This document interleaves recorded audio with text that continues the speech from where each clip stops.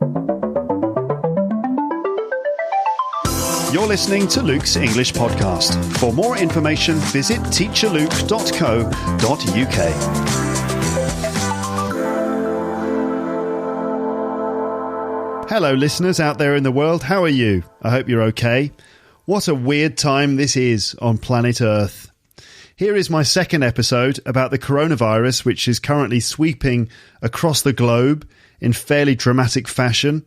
This one is an episode of the Thompson Report on Luke's English Podcast. And this is where I talk to my dad, who is a semi-retired journalist, about current affairs and politics. Obviously, the big story at this moment is the coronavirus, also known as COVID-19. So let's hear what my dad has to say about this. As I've said, this is the second episode I've done on the subject. Yesterday, I uploaded an episode which covers some of the key vocabulary relating to this issue. So if you'd like to know some more specific words and phrases that will help you talk about this topic, then go back and listen to episode 652. Listening to that first should help you understand this conversation better. And the idea is that getting specific teaching from me and then just listening to a conversation about it, you'll be better equipped with the right language for your own conversations in English about this topic. There's also another episode in the archive, by the way, which is all about vocabulary and phrasal verbs for feeling ill.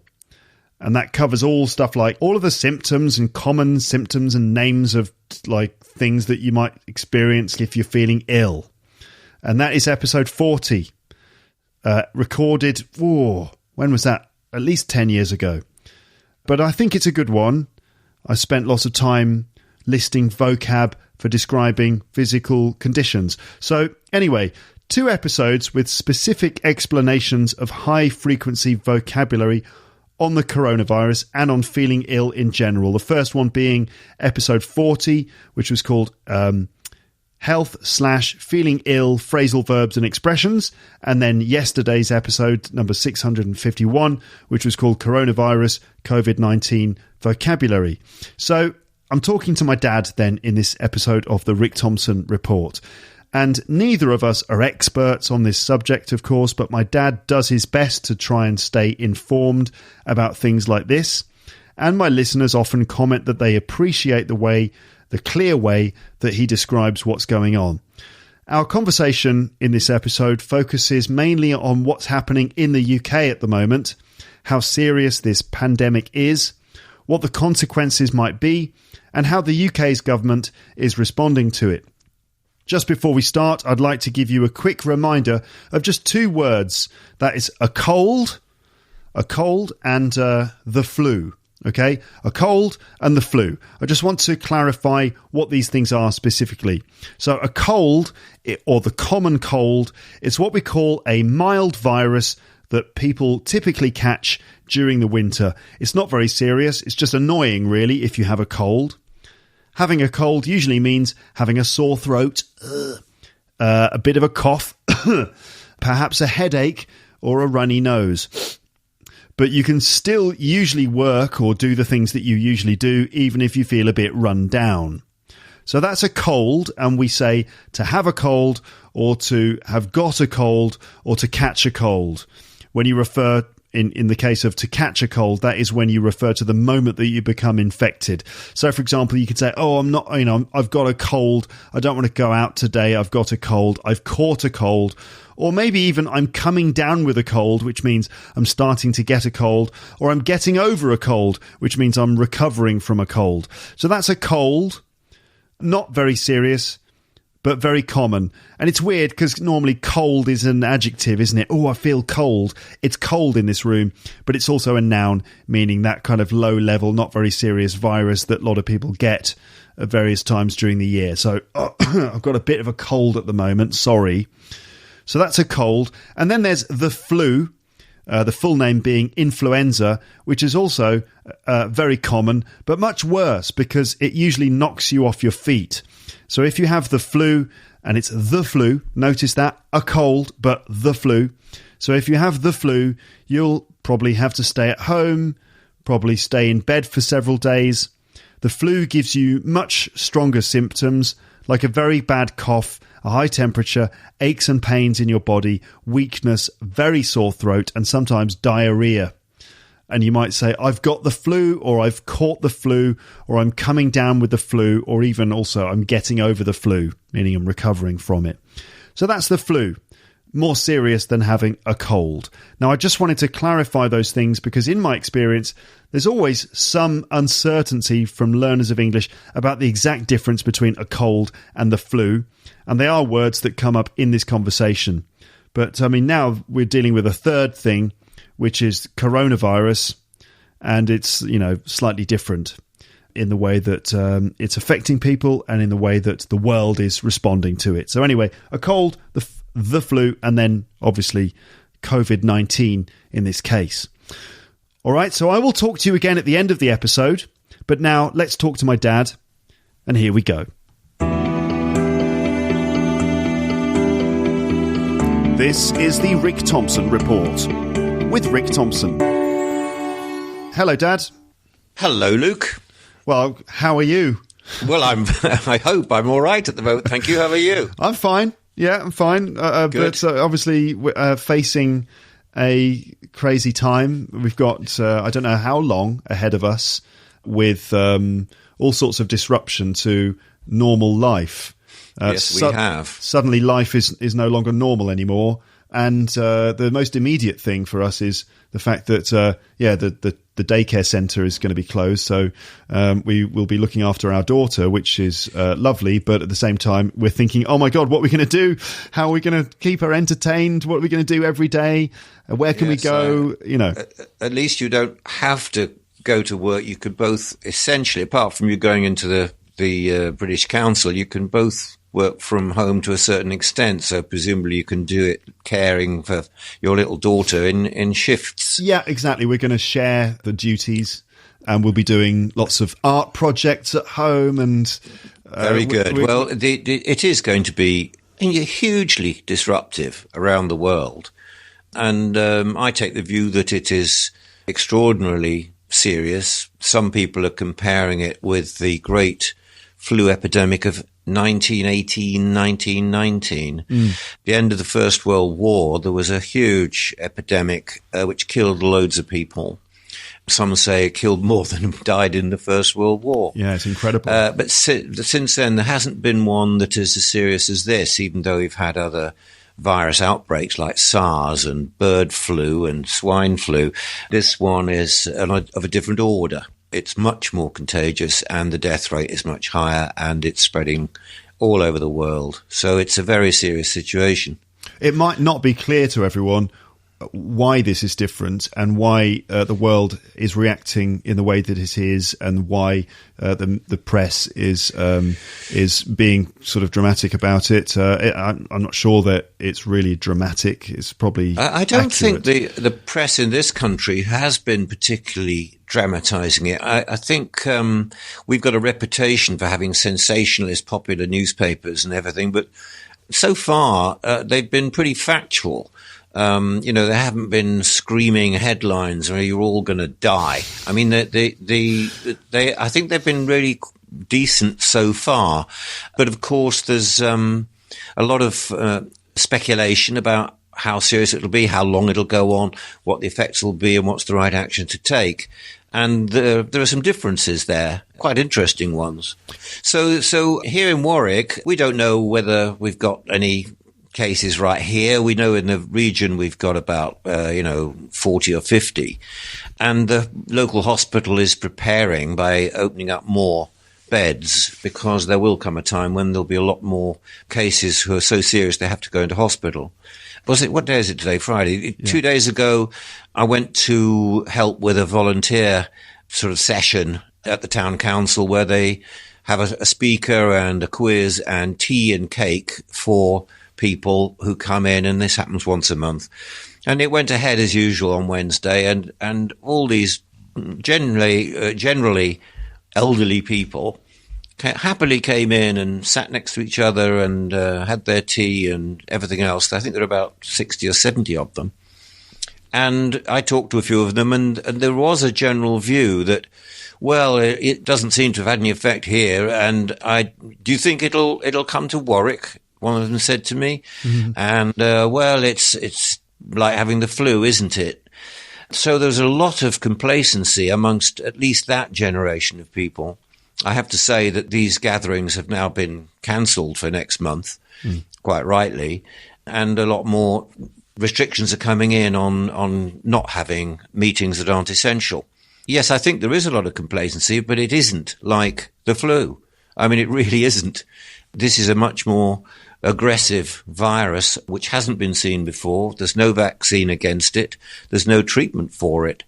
And as we've seen, it is causing quite a high death rate. The general idea is that it's maybe between 3% and 5%, but it's difficult to say because the official figures, the known cases, are thought to be a big underestimate. So you don't know what percentage of people will actually die if they catch it. But it's if you have 1 million people catching it, and it's 2%, well, everybody out there can do their maths. I mean, it's going to be very damaging. Yes, so the question that I've got here is basically, what is all the fuss about? I think you may have answered that. Yes, I mean, I think some people are thinking that, but all the facts are that this is going to be really bad, and it's going to sort of go for months. We're waiting for a huge spike in cases because it's quite clear that we are about 2 weeks behind Italy and about 1 week behind Spain. And you see what's been happening there. And despite all the measures you take, it's still going to happen. So everyone's kind of getting ready for that and giving the best advice they can. So we're waiting for our big boost in cases. People are saying that there's not really that much that you can do, that the virus is going to spread in any case. Even if everyone stays at home, it's still going to somehow spread, but it's a question of whether it spreads quickly or whether it spreads slowly. Right? It's a very difficult one for us non-experts to know who's right, because the experts aren't in total agreement. If you look at China, where it started, and they had this huge surge in cases. I mean, I think they had more than 80,000 cases registered, that's known, and over 3,000 people died. And they had this, incredible lockdown and severe measures, which the Chinese can do because they can simply say this is going to happen and it will happen. And according to the latest figures, their number of new cases has dropped right down. Assuming that they're being open and honest about it, it may therefore appear that their lockdown of Wuhan province and strict measures on travel and everything else seem to have contained it. On the other hand, here in the UK, the government has decided not to close the schools, not to take any drastic action and seal the borders and stop flights and everything else. And some people are accusing them of being indecisive and putting the economy ahead of health. Yeah. But it's very interesting to listen to the scientific advisors. Boris Johnson appears every couple of days for a news conference, and he has on one side of him the medical officer, the senior medical officer for health, and the other one is the chief scientific advisor. These people are not politicians, and they are trying to give the best advice. And they're backed up by a team of other experts. There was one who was on BBC television last night called Professor Graham Medley, and he really is an expert. He's Professor of Infectious Disease Modelling at London School of Hygiene and Tropical Medicine.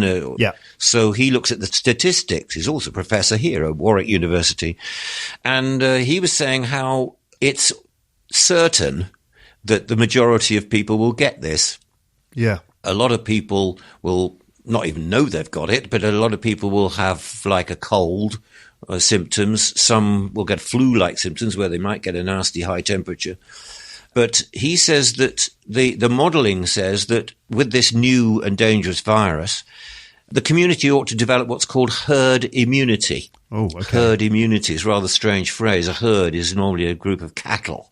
Cows. But he's cows. He's talking about people here in groups. Yeah. Herd immunity is basically that if everybody gets it over a period of time, they all then develop immunity. So they can't get it again. And he says there's every chance that this virus will make a comeback next winter. So we may as well just try and manage the fact that people are going to get it, rather than try and stop them getting it, which he thinks is pretty well impossible. So we have not closed the schools. They have in France, they have in Länder in Germany, they have in a lot of other countries. And people are saying, why haven't you closed the schools? Well, that's a very interesting one, because if the kids aren't going to school, where are they going to be? And it seems that transmission of the virus within the home is quite likely. If one person in a house gets it, then everybody else is likely to get it. What Graham Medley said on Newsnight yesterday was, that naturally in periods of isolation, everyone wants to go home, everyone goes home, and then they see the family. They may even take the kids to the grandparents so the grandparents can look after the kids. And then it's older people who are being exposed to it, which is exactly the thing that we're trying to prevent. So yes, this virus doesn't seem to affect children very much. They've got really good immune systems. As you get older, your immune system gets weaker. And the kids are therefore kind of carriers. And obviously, if this goes on for months, you close the schools, you can't open them again after a few weeks with this virus raging. So they might be off school for months. So, will that do the job? Will it somehow help to contain it, or will it not? And the scientific advisors here in the UK are saying it might do more harm than good. So interesting, isn't it, that obviously the other countries are taking expert advice as well, but they've come to a different conclusion.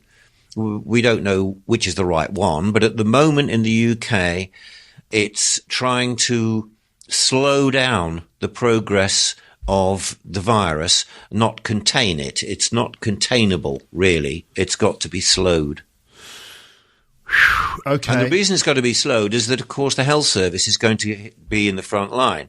They will have more of their staff falling ill, but also there isn't the capacity to have lots and lots of people with serious breathing difficulties coming into hospitals where they have to have special beds and they have to have oxygen supplies. So they're busily trying to extend their intensive care units ready for when more and more people come in seriously ill. That's another reason why you're slowing it down. Slow it down so you can get ready. I see. Isn't it interesting, isn't it? It is. I mean, I was wondering about Russia. It's this great big country, and they've got only a few declared cases, I think 34 as I speak, which is pretty remarkable. Now, of course, cynical people will say Russia's never been truthful about public information, and they don't have a very good record of being very open. But the fact is they're busily building a new hospital like they did in China. Just outside Moscow, they're hastily building a new hospital. There are pictures of it online. They know it's going to affect them. They know it's going to be bad. So a lot of this preparation is preparing for the worst.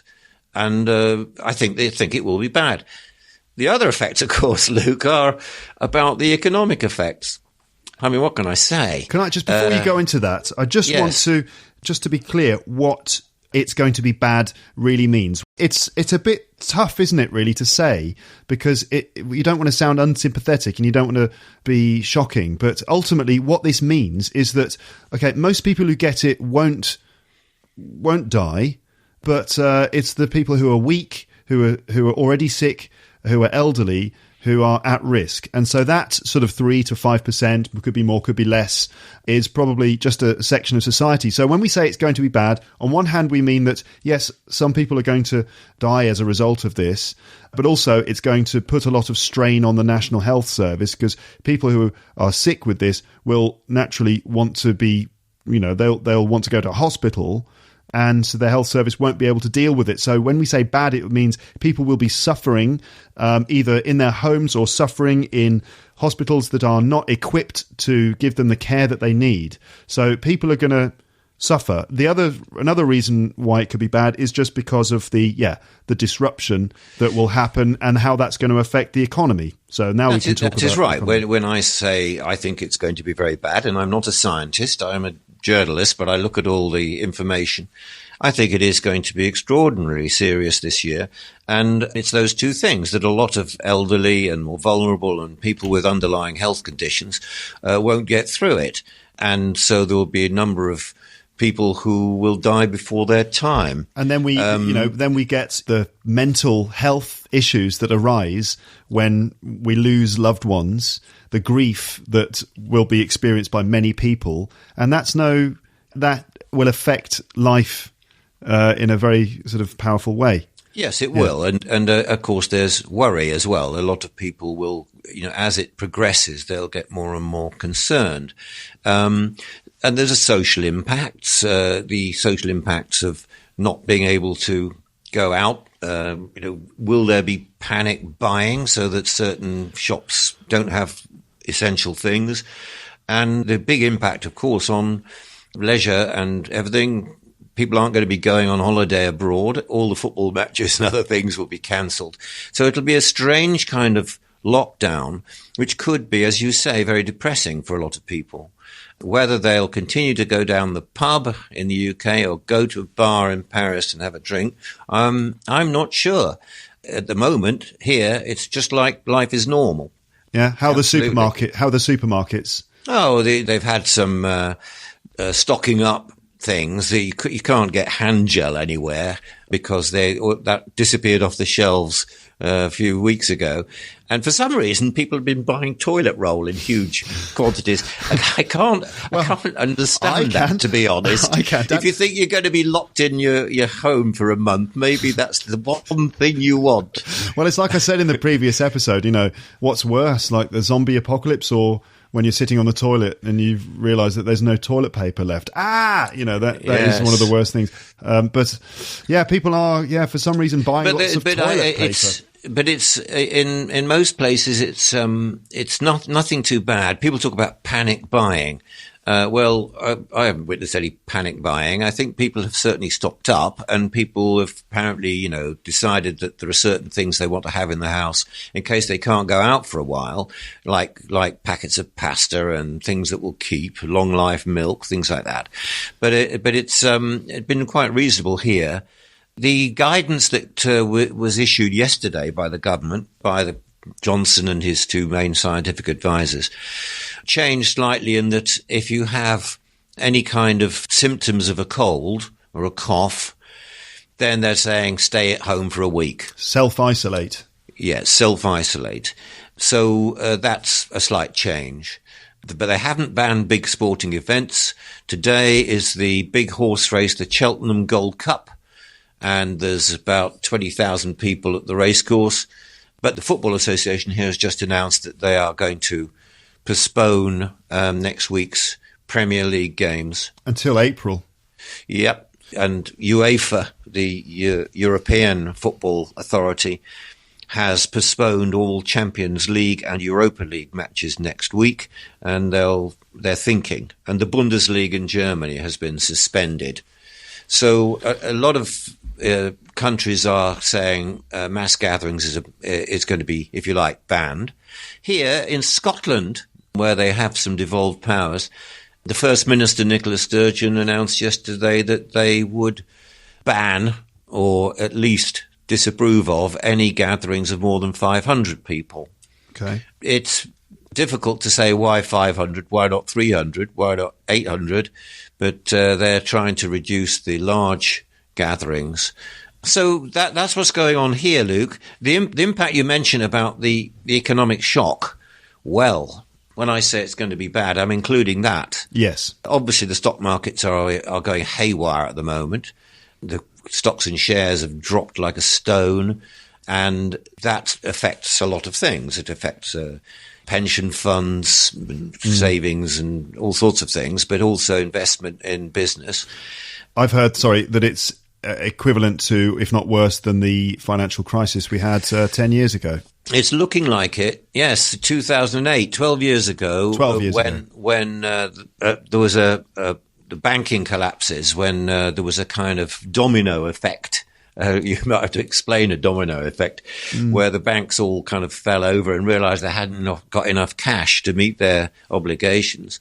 And all the governments had to quickly promise everybody that, no, your money is safe, you won't lose it all. We are going to bail out the banks with public money. So that's what happened. And the result was that the governments hadn't got enough money to spend on public services. So we went into the austerity period where they had to try and get their finances back on track. Well, the situation now looks the same.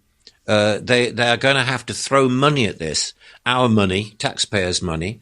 2 days ago, our new Chancellor of the Exchequer announced that he was putting aside £12 billion, euros if you like, because the values are much the same, £12 billion, 5 billion to support the National Health Service, and 7 billion to support businesses that might be suffering immediately. That's, £1,000 million. And it's the same kind of amount as they used to bail out the banks in 2008. One difference is that interest rates are now rock bottom. So if the government is going to borrow money on the markets, then this is as good a time to do it as any. But the impact economically, we're just kind of getting the idea that if airlines go bust, if holiday firms go bust, if little businesses go bust because half their workers can't come into work or they can't get their supplies or whatever, how on earth is the government going to protect them? It probably can't, but it'll have to pay out more in social security benefits for people who are thrown out of work. So the amount of money we throw at this will probably be an awful lot, and it'll be the same everywhere else. Ah, okay. Fantastic, he said. Yes, I'm sorry to be so gloomy, but that's my view. I think it's going to be a very serious year, and we have to brace ourselves. As for what people do, well, you've been telling them, Luke, in the last episode. Yeah. This thing about washing hands, by the way, I think you said wash them for 20 minutes. Yeah, that was a mistake. No, 20 seconds. That was a mistake. That was obviously a slip of the tongue. It was a slip of the tongue. I said 20 minutes. But I'm sure that everyone knew that I meant 20 seconds. I'm sure they did. I don't think people wash their hands for 20 minutes. Your instructions on washing hands was great, trying to get every single bit of your hands covered with soap. It's interesting, this thing about soap. Did you talk about soap? Why soap is so important? Soap versus hand gel, hand sanitizer. I didn't talk about why soap is a good way to wash your hands and a good way to protect yourself from the virus. Well, Go ahead. We've been getting some advice on that. It's quite interesting. I mean, I wrote down what they said. This virus is a self-assembled nanoparticle. Wow. Nano means very, very small, in which the weakest link is the lipid or fatty layer.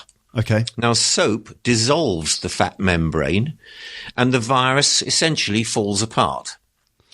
It does work with, alcohol-based hand gel, but not as well as with soap. Soap's the best. Yeah. It contains something called amphiphiles or something, which is what breaks down the coating on the virus. So washing your hands with soap is the best thing you can do to keep the virus off your hands. And your 20 seconds, they've said, it's like singing Happy Birthday twice. So we could do that now, Luke. Wait. It's Candy Statton's birthday today. Who's Candy Statton? She was an American singer. She had a big hit called Young Hearts. Is that Run it? Free. It's got to be someone else's birthday. Is that the best you can do? Neil Sedaka. Neil Sedaka, Carol. He wrote Carol, didn't he? Yes. Oh, Carol, don't ever give your heart away. Wait a minute. Famous birthdays. No. Is that it? Is that really the best? Well, I didn't find any others. I haven't been looking very hard. It's Friday the 13th today, isn't it? It is Friday the 13th. 13th of March. Hold on a minute. I've got to find someone else.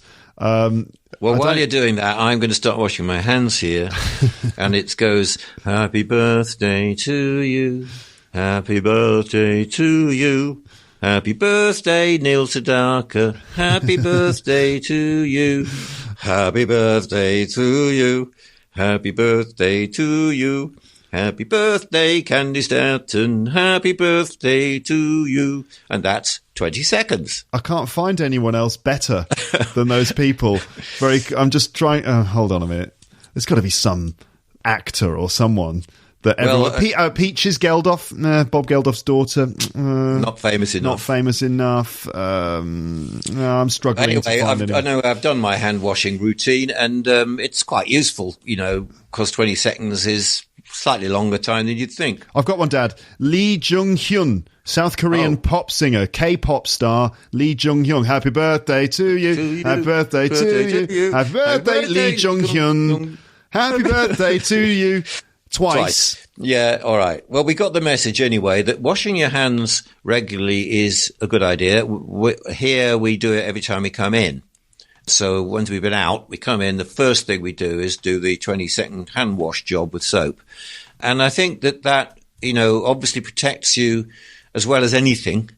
Wearing masks, as you talked about in your previous episode, nobody around here is wearing masks, and the science is very dubious about whether it does anything or not. I think the thing about masks is that basically masks can help prevent you spreading it or you giving it to others. It doesn't protect you from it. That's right, yes. If you have a cough and have a little sneeze in your mask, obviously it's not going to spray about so much. Talking about hand washing, you mentioned a paper towel and throw it away. That's a good idea.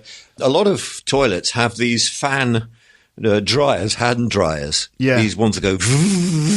Yeah. It appears that these are not a good idea. Because if there are any traces of virus on your hands when you dry your hands, it shoots them all over the room. So the experts are saying, no, a hand towel is much better. It's a pity, though, isn't it, that we're all going to be using a lot more paper, just throwing paper away. Yeah, well, there you go. Yeah, okay. All right then, Dad. Well, I don't know what else we can say, really, without this going on for a very long time. But no, I think obviously everybody must be watching the news and taking the advice. It's in Europe, we haven't seen the worst of it yet by a long chalk. And then what the economic impacts are going to be will take many, many months to emerge. But it's quite interesting that here in the UK, at the moment, they're taking it slowly and not closing the schools and not banning gatherings. There must be critics of this approach, though, Dad. There must be people criticising Boris Johnson for this approach, because this is not the same approach that's being taken in the rest of Europe or even in China and Korea and places like that. So people must be kind of getting quite upset about him, saying, why aren't you applying more strict measures to deal with this? Yes, there is criticism. Yes, there's a former Conservative minister called Rory Stewart who's being very vocal and saying that Johnson is sidestepping difficult decisions and we ought to act much more decisively and do it now. What are we waiting for? That kind of thing. And on Twitter, there's a lot of people saying much the same kind of thing. Why aren't we acting more decisively? It looks to me that it's not a political decision. It looks to me like it's a science decision, that they've decided that closing the schools might do more harm than good. And they are taking it day by day and step by step in the hope that the spread of the virus will be slow. It's a bit of a political decision too, though. It might be. It's also a bit of an economic decision as well, because Boris is going, we can't close the schools. We can't have too much disruption because money. Well, he hasn't said that, but obviously, if you were the Prime Minister, you'd be looking at the harm to the nation of this course of action or that course of action. And it's a difficult one, isn't it? Yeah. If you're going to, in many ways, wreck a lot of people's economies, businesses, and so on, if you do something too prematurely, that doesn't actually have much of an effect. Yeah. So I'm no fan of Boris Johnson, but I don't think that he's doing this on his own. I think that he's not Trump. He doesn't make off-the-cuff announcements in the middle of the night. The speech he suddenly produced from the Oval Office yesterday where he said Trump. It's all Trump. It's all Europe's fault, and we're banning all travel from Europe, apart from Britain and Ireland, where he happens to have Trump hotels and golf courses, incidentally, without consulting his colleagues, his allies, in any way at all whatsoever. Really? And it's been described as the most expensive speech ever delivered. Wow. As a result, the stock markets went crazy. And so wait a minute. He made this. He announced it in the middle of the night, our time. We woke up this morning to hear that he'd done this televised thing from the Oval Office saying, "I'm banning travel from Europe." So he announced a travel ban without consulting his advisors. Absolutely. He didn't consult Germany, France, Britain, or anybody else. The EU. Right, he didn't consult the airlines. What I'm saying is, Boris Johnson is not Donald Trump. So I'm not a fan of Boris Johnson at all, but I don't think you can at this point say that he's acting as a sort of crazed dictator. So he's not. So he's not making unilateral decisions. Certainly not. I think that they have a committee called the COBRA Committee. It's an acronym. I can't remember what it stands for. Sounds nice, though, doesn't it? It's the name of a snake. COBRA. The COBRA Committee. It's an emergency committee. It's a committee emergency committee. Yeah. When there's a crisis, COBRA get together to sort out the crisis. Yeah. Well, these top scientists are, in the COBRA Committee, which is meeting every 2 or 3 days, and along with ministers. And I think that they look at the facts and try and come to a decision which they think is most sensible. So they're not doing it kind of just knee-jerk, as we say, reaction. Yes. So I hope I haven't depressed all your listeners. They're probably depressed already. South Korea's got 8,000 cases, but it doesn't have a particularly high number of people who've died. Maybe because I've got a good healthcare system. I don't know. But Europe is bracing itself for a big increase in cases. What can I say? Stay in, read books, listen to podcasts, and keep your chin up. Yeah, that's one thing people can do is listen to Luke's English podcast. And if they want to improve their English, what better way of doing it? Exactly. The conditions are perfect for doing a bit of Yes, self-study of English. It'll be interesting to see how people react to this and how people become resourceful and how people find ways to adapt to these changing scenarios. People are inventive, and it'll be interesting to see what people come up with. Yeah. Okay. Well, that's the scene at this moment on Friday, the 13th of March. Yeah. And no doubt we'll see how it develops in the coming weeks. Yes. Thank you for talking to us on the podcast, Dad. Can I just say on behalf of my listeners, thank you, and they enjoy listening to you. Well, I hope so. I hope I haven't depressed everybody too much. Wow. And good luck. And I hope things over there in Paris aren't too difficult for you. We will see. The sun's shining today, lovely blue sky, and that helps a little bit. Well, that's one thing we can do. We're close to the countryside here, so we can go for nice walks in the country if the weather's good. So we'll probably be doing that quite a bit more. Yeah, maybe what the three of us will do here. We might even sort of try and book ourselves into some nice little house in the countryside for a week in April for the Easter holidays and just kind of like get away from it all. Yeah, that would be nice. Would be very nice. Bit of fresh air and no contact with lots of people. Yeah. All right then, Dad. Well, have a good afternoon, and I'm now going to edit all this together and publish it as soon as possible. Okay. All right then. Good. Okay. Well, good. Speak to you again soon. Yeah. Speak to you again soon. Okay. Bye. Bye. Right. So there we go. Thank you again to Dad for his contribution. I wonder what you think of the UK's position on this whole thing. I expect that some people will definitely disagree with the apparently casual approach that the government is taking. Is it irresponsible not to close the schools and put the country on lockdown? Is it possible to really stop the virus from spreading? Is it better to let the population get exposed to the virus in order to create herd immunity? Or is that just irresponsible because, people will die as a result? Is this, why is the government doing this? Is it because of economic reasons? Are they putting the economy before public health and the suffering of weaker people. Is it realistic to imagine that putting everyone in isolation will actually curb this? I don't know all the answers, but I'm curious to read comments from people in different countries. So what's going on where you are? How is your country responding to this? Get in touch, leave a comment on the website. Where are you? In which country do you live? What's the situation there? What are people doing and saying? So this is all pretty weird, isn't it? It's a very weird time. 2020 is turning out to be a pretty weird year. It's like something out of a film. The whole world is facing this situation, and it is really impacting on our daily lives already. Speaking for myself, I don't know what the future holds. I don't know how long this is going to go on. I don't know the extent to which the country where I live will be on lockdown. And as a result, I don't know how the podcast will be affected.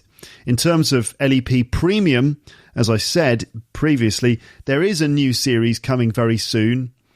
And I just have to put the finishing touches to it before publishing it as soon as possible.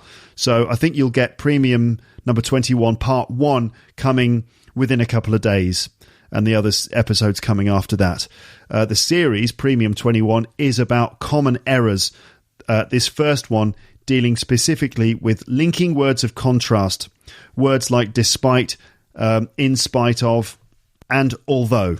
Plus some spelling and pronunciation of tricky words. To sign up to LEP Premium in order to hear all of the episodes, and there are over 60 premium episodes now, go to teacherluke.co.uk/premium to sign up. And there are worse ways to spend your time during this situation than using my content to really push your English. In a weird way, in terms of learning English, as I said to my dad earlier, this is not necessarily bad if you're able to stay in and just focus on self-studying, doing lots of reading, doing lots of listening of podcasts and stuff. Could be a good opportunity to work on your English. Anyway, but more seriously, my thoughts go out to you. If you are directly affected by this, if you are, maybe suffering, or if you know someone who's suffering from it, my thoughts go out to you. So what more can I say at this point than just keep calm and carry on? I don't know if I will be referring to this again in future episodes. This isn't the coronavirus podcast. So in future episodes, it'll probably just be business as usual. I don't know if I'll be constantly sort of talking about the virus and, what about this? Even though it's on everyone's minds, I think it's just going to be business as usual for future upcoming episodes of the podcast. As long as I actually manage to get the time to produce more content, I might be spending all my time just hanging out with my daughter, keeping her busy. And maybe when she's, when I'm not looking after her, maybe I'll be exhausted and just collapsed on the sofa or something. I don't know. We will see. But as I said, leave your comments on the website and I will speak to you soon. First in a premium episode and then in other episodes of Luke's English podcast, which are yet to be decided/recorded. So thank you very much for listening. Thank you again to my dad. I'll speak to you again next time. But for now, it's just time to say take care and goodbye. Bye, bye, bye, bye, bye. Thanks for listening to Luke's English podcast. For more information, visit teacherluke.co.uk.